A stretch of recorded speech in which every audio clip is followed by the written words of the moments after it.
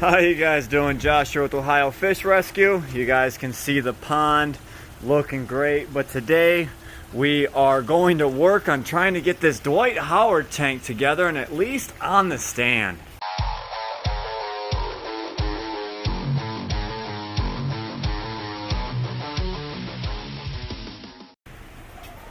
So coming inside here, you see the tanks here. We already pulled it out away from the wall. We have the stand lined up with it. We have a few helpers here today. We have Mr. Metalhead. We have Nate, always coming over to help. Of course, we got Luke and his buddy. So the plan of action, I'm gonna jack up one side and we're gonna use these 2x10s to put on top of the roller. We're gonna jack up one side, then jack up the other, and slowly but surely, with enough time, and making sure everyone stays safe, of course, we're gonna get it up to a height where we can just roll it right onto the stand. Nobody has to lift, nobody breaks their back, nobody hurts themselves. This is just using your brains, guys, using a little bit of wood.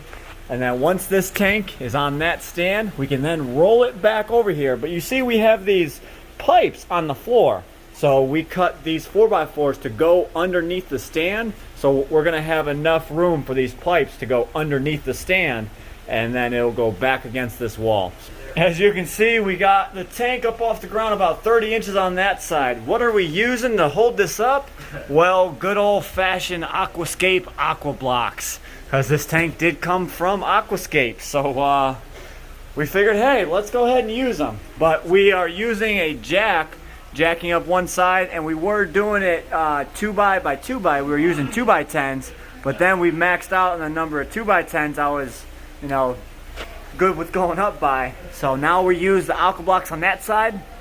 Now once we get the aqua blocks in on this side, we'll be at 30 inches. The stand is at 37.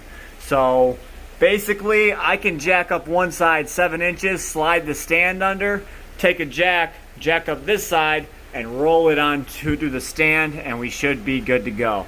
Well, we've got a bunch more aqua blocks here, and we shall make this happen. Okay, everyone, slowly but surely we are getting this up. We are now using the 2x10s on top of the aqua blocks. We have that side up 4 boards. We are now getting ready to jack up this side and do another board. So we are doing 1 board on each side at a time to keep this tank level. You don't want to tweak the tank because it might crack. So you always want to play it safe. You might spend a little bit more time, but it ensures the safety of a beautiful tank. All right, let's go ahead and jack this up, Nate. Okay, slowly but surely the tank comes up. I will try and steady the film for you guys so you can see it going up. Look at that. Beautiful. Keep going. Keep on going. Almost there. Another pump maybe. Alright, I know you guys are probably going to make some jokes at that, but that's alright. Let's go ahead and get this last board in. Look at this. Fits like a glove. Alright, now basically we are level on this side to that side. So now I am safe with going up 1 more board on this side here. So let's go ahead and jack it up again. I'm going to go ahead and continue doing this, and I will get back with you guys when we are closer to our destination. Alright, would you look at that? After about, I'd say, an hour, we've got playing Tetris with aqua blocks. We've got it up to 39 inches. And the stand's at 37.5. So now what we're gonna do is grab this stand, pull it under to where it's underneath this side of the tank. Then I can jack up this side and roll it onto the stand. So we're gonna go ahead and work on this, and I will show you guys as we progress along. But we did this board by board. So we went up 1.5 inches at a time. All right, so you guys see, I'm sitting here working on this project over here. You got that fool over there at the blue pond. He's working on that project. He's not even acknowledging me. Hey, old man. I'm working over here and you're working over there. We're both doing a video. I'm recording over here, son. So we told you guys we're both out here at nighttime. It's just about dark out. and we are finishing up these projects. So he's working on getting the koi inside.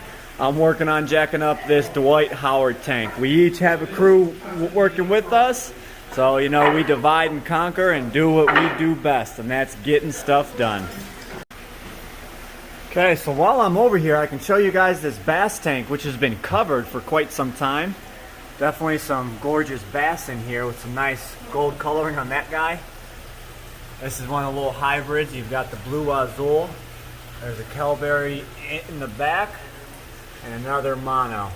But you can see these guys are just very, very aggressive, and they try and get your fingers. So I'm not going to test my luck anymore because I already got bit once and I forgot my finger was in the tank and he jumped up and got me. But there's some beautiful bass. Look at that blue. And we have some more coming in next week that are going to add some variety to this tank. So I hope you guys enjoy.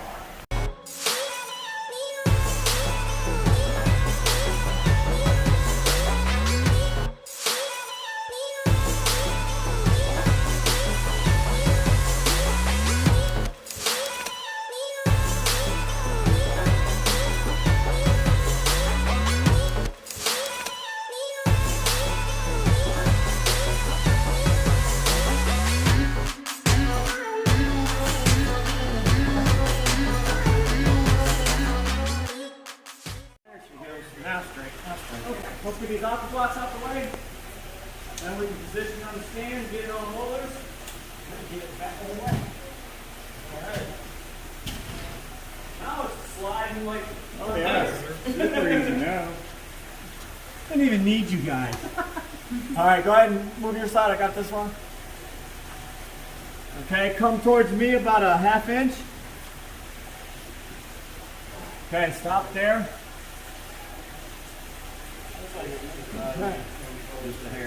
Awesome. Now you guys can see the tank is on the stand. That's me standing next to this tank. I'm 6'1". That is a big old tank. Now we're gonna put this on top of 4x4s in line with these tanks. So you can see up on the roof, there's probably about 2 foot above it. So you'll have 16 inches before it hits that beam. So we probably have about 40 inches to access the tank. So you guys see it has 2 doors on this front side. That's gonna be against the wall so we can view the fish tank. So we're gonna have access to the reptile from up top. I'm gonna have to get in there. This door is gonna be against the back wall and you're gonna see this fish tank. So now that we have it on the stand, we now have to flip this tank 180 degrees and then slide it into place. Okay, so we strapped the tank to the stand because it slid super easily. Let me come over to this side. We then got it up onto a 4x4 so we can use the jack to get it back up onto a roller. So we did this side already. We're gonna go ahead and work on that side. I just wanted to show you guys how we strapped it to the stand so it didn't slide off.